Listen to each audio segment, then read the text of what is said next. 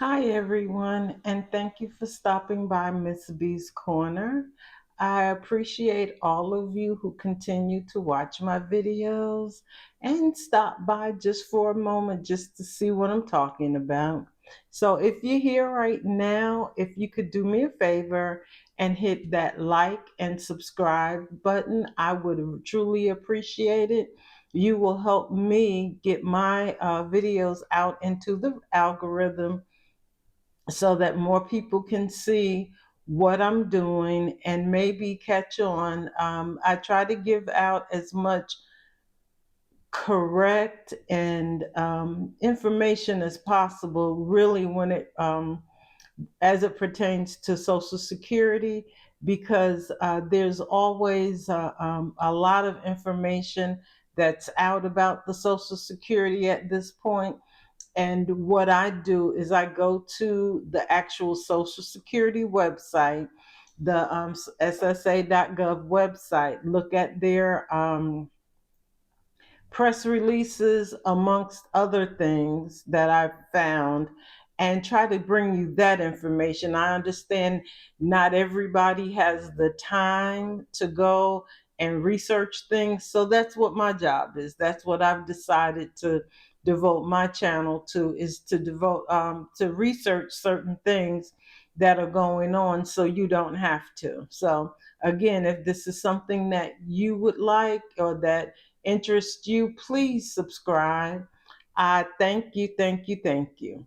Okay, so today what my subject will be is lately there have been a lot of changes with Social Security and Medicare and all those different things that are involved with Social Security, and we are reporting on everything that's happening, all the changes and all those things that are going on, but we're not reporting on some of the things that may be being done that are good. So what I did was I stumbled across an part of the Social Security website that shows that talks about their transparency, what they're doing to be transparent to the public and to everyone else, and some of the things that they're doing to try to make service better and to make things better. So I was just going to talk about a few of the highlights that I got from the last meeting that they had with the Social Security acting commissioner and his direct reports. So basically, what they've begun, and I don't think that they have been doing this previous, because I only saw like 2 weeks worth of meetings. So they are recording their weekly operations meetings, and what those meetings are where each kind of like different department heads come in and tell exactly where they are in their businesses. Of course, like how many uh, disability claims or disability claims are still waiting to be processed, and then they break down the numbers. Or then with the telephones, they break down, what is their average hold time, what is their average time that a customer has to wait on the phone, and those types of things. They break all that down. They don't go into minute details, but they kind of go into enough details. So with the telephones, what they're doing is they've done two things to update. They've created a callback system to where, when you call someone on an 800 line and there's a long hold, they'll say, okay, if you want us to call you back, press this number and you'll keep your place in line, but we'll call you back as soon as the next agent is available. So they've put that in. They've also put in on the phone exactly your wait time. So how long, if the phones are backed up for 2 hours, they're telling you that it's backed up for 2 hours. And then also with that callback feature is great. So you don't have to sit on the phone and wait for someone to answer the phone. You could just go ahead about your day, and then they will call you back. And I use that feature on a lot of my things that I do business for, because I think I called the Medicaid department earlier this week, and they were like, we could just call you back. And I'm like, great, call me back because I don't want to sit here and wait. I could be moving around doing something else. So I think that's a good thing. They're also reassigning some of their existing personnel to frontline positions that would answer the phones, as well as to positions where they can process some of those backlog claims. And with the backlog claims, they are working to, especially with the disability claims, that they're trying to get them backlogged by.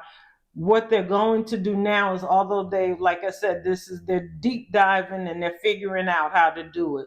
So they are going to now look at the claims and separate them by state.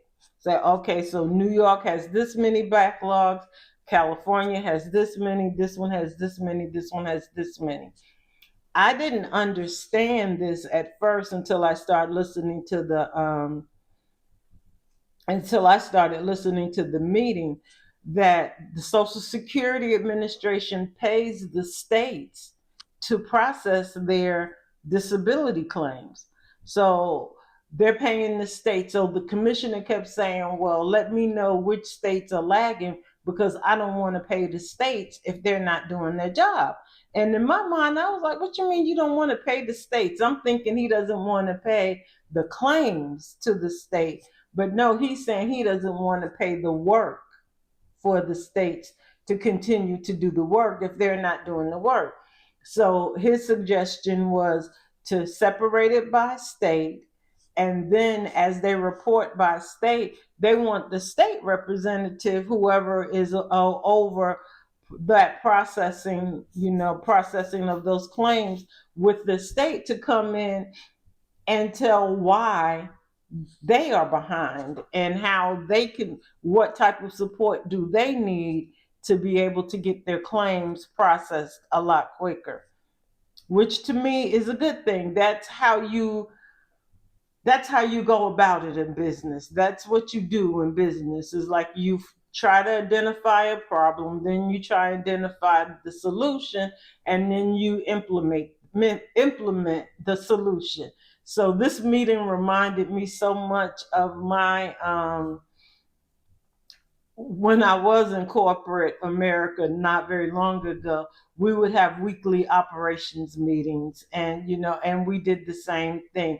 We would report on all of our stats, and from there, that we would discuss sometimes on, okay, so why is this one behind? What have you identified to make it better? Or how can we do what can we do to make that better? Because again, just like they said, which I was happy to hear, that each one of those disability claims represents a person. There was one section of disability claims, I think it was like 900 and something, that they have been waiting for 2 years, for over is that 2 years? Yeah, over 700 months, 700 days, whatever, 2 years, 700 and something days. Okay, I'm gonna get it together in my head. I didn't write it down anywhere. So they were like, we really need to figure out what the holdup is from those claims. The commissioner wanted to know, because he was like, if anything else, we could go ahead and get them approved. And then if they should have been approved, then we can do something to get, to go backwards. But if those people, which usually it's going to be the majority, are legitimate claims and they are legitimately disabled, why are we having them wait so long? And they're waiting for money to help them to survive. So I kind of felt good when I heard that. Like, so they are trying to attack this as being in a business sense and not so much. And I don't know how they did business before, but to me, it makes me feel good that this is what they're doing. Also, I've found out that people that are receiving SSI will soon be getting their reconsideration letters, which means that they will have to make sure that they they report what their income is. So you report your income. And the thing about these is when you start looking at their data, a lot of the what they call fraud is basically people not reporting updated income. So people on SSI not reporting all of their income. People receiving disability will be receiving their CRs to verify that they are still disabled in the way that they first reported. And those are another big bucket of what they're calling fraud, which kind of is if you're not reporting that, hey, I'm no longer, disabled, I can work now, or I can work a limited number of hours or something like that. My doctors release me to work a limited number of hours or something. So those are the buckets that where a lot, what they're saying, a lot of the abuse is not, I mean, it's not on a grand scale, but it is out there. And I've seen those data points as well on how, those are the two big buckets where people are not doing what they're supposed to do. And it also looks like they were going to, and I seen a little sentence in there that they may slow down their layoffs. They said they may not do a RIF. What they're going to do, any further RIFs anyway. And RIFs are, for you that don't know, a reduction in force. They may not do any further ones because they want to assess the workload versus the staffing, so that they have the right number of staff to take care of the workload. And I think for them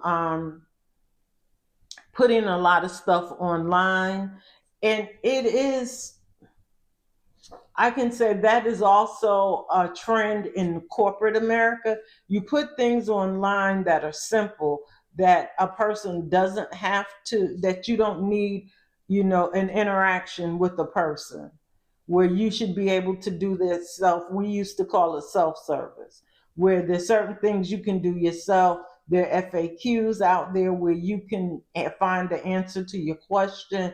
You don't have to always speak to a person, and that frees the people up for the more difficult jobs of processing the claims, and especially an SSI claim or SSDI claim. Those type things are, you're freeing the personnel up to be able to do that.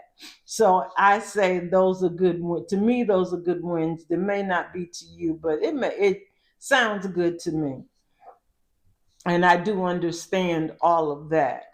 Also, there was a press release yesterday that said basically under the updated policy beginning April 14th, individuals applying for Social Security, disability insurance, Medicare, or supplemental Social Security income, supplemental, I always get that wrong, supplemental security income, so the SSDI, SSI, and Medicare, who cannot use the My Social Security account, can complete their claim entirely over the phone without the need to come into the office. So basically, if you're not able to do the verification online to verify who you are, your identity, then you can, instead of having to come to an office, those particular people will be able to make do their information on the telephone. And I think the reasoning behind that was because they felt like with those particular things, there are other processes, there are other things within the process that a person has to be able to prove their identity. So their identity will be proven. So, like if you're doing SSDI, you know, Alice can't go, and I don't know why Alice is on my mind, but Alice is the lady. I'm sorry, Alice. Alice can't go in there for Marge and, you know, start her disability claim, which she's not supposed to be able to anyway. So their identities will be verified in other ways because there are other points within that process that their identity have to be verified. So that's a good thing also, that they're not making people come into the office, because there was a lot of they heard a lot of blowback from that, from trying to have people to come into the office. Now this doesn't say anything about the people with the retirement, and that was where I got confused, because and it even says individuals who do not or cannot use the agency's online My Social Security services to change their direct deposit information for any benefit will need to visit an office to process the change, or you can call and schedule an appointment.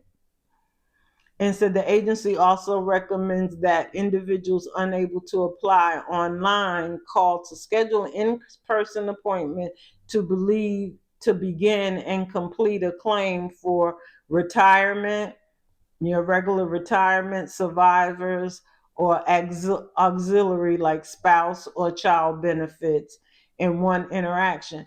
And the thing that really, I think, because you have to, um, for certain things like survivor benefits and different things like that, I think the process is a little different. So you can't just do it online. You do need the help of a representative to do that. For your retirement claims, kind of you can do them yourself online, but from what I hear for a lot of from other people is sometimes you may want to also speak to somebody, just because you want to make sure that you just want to make sure that you're getting the right uh, benefits and that you're getting the right amount and all of that. So, I mean, those are kind of changes that they're making. And also, there was a change, as you guys know, yesterday, from when you're doing the online verification. If you can't do the verification online, it was saying that you can go to the post office and do your verification. Now it says local post offices. I don't know. None of this says anything about a post office, but that online site said you can go to the post office. So if I'm wrong, I apologize, because I was looking at what I was reading, and I actually screen printed the thing that came up and to show you guys, so that I didn't think I was, so you wouldn't think I was crazy, because I did see it. So but anyway, I just wanted to come to you today, and just to let you know some of the things that are going on within the Social Security Department that may not be so bad. Sometimes we tend to harp on the negative, and there's also some positive within the negative. So I wanted to get that out as well, just to make, so that we know what's going on, and at least we can bear some of the other things that they may be doing, because they're making changes quick. They're doing it quick, but I think they're making those changes also because of you guys are out there, and you're pushing them to make certain changes. It's like, okay, no, that doesn't work for us. Y'all got to change that. That doesn't work for us. You got to change that. So keep going. And when you start, whenever you see a policy or a change that is not going to work for you in your daily business, your daily life, get on the phone, call your senator's office or your representatives, or go online and go to on your cell phone, your mobile device, and download the 5 apps, the 5 calls app, and call them and let them know that, hey, this is not going to work for me. And the senators and the congressmen, they are actually relaying that information. They're passing it on, and they're like, no, we're not going to do that. And because basically in this update, it says basically, what they're going to change. And then they said, we've listened to our customers, Congress, advocates, and others, and we are updating our policy to provide better customer service to the country's most vulnerable populations, said the acting commissioner. In addition to extending the policy's effective date by 2 weeks to ensure our employees have the training they need to help customers. Medicare, disability, and SSI applications will be exempt from the in-person identity proofing because multiple opportunities exist during the decision process to verify a person's identity. So basically, what you guys are affecting change. So keep it going. Let's keep it going. We are affecting change. So I will do everything I can to get the updates to you so that you can go in and call them and make sure that that they're doing what we need them to do and not what they think is right. Because what you think is right, a person, I think they said the commerce secretary was like, oh, well, if my mother-in-law misses her social security check, she's not going to be worried. But your mother-in-law has a son-in-law who makes a lot of money. I believe he's a billionaire. So she shouldn't be worried about a social security check. But somebody else's mother is worried about their social security check if they miss it. So yeah, we need to keep pushing home to them because they've told us that one party is not doesn't listen to the people, and that they're not in tune with what you need. But these people are telling us, hey, well, you don't have to have that. It's okay, you don't have to have that. And but it's not true, and you guys are the ones that are out here that are telling them, yes, we do have to have it, we have to have it. So thank you for staying with me this long. If you've watched the entire video, if so, hit that thumbs up, subscribe, and share, and get the information out to other people in your communities and your friends and your families, and to let them know that there's some information. There's someone out here on the internet that is not just trying to be sensationalized, that's actually trying to just give the information as it is, and not all of that extra where I'm trying to push you to click on my video as opposed to somebody else's video. And especially when you get on and you find out that they're not really giving you a lot of information, but I'm actually giving you some information. So I'm rambling again. Yeah, I rambled. I'm sorry. I had a poster that said, you ramble, you just need to stop rambling. Like, I'm sorry, but I ramble. That's a part of doing videos. You ramble, you're giving your opinion. But anyway, I hope everyone has a wonderful day, and I thank you for stopping by Miss B's Corner.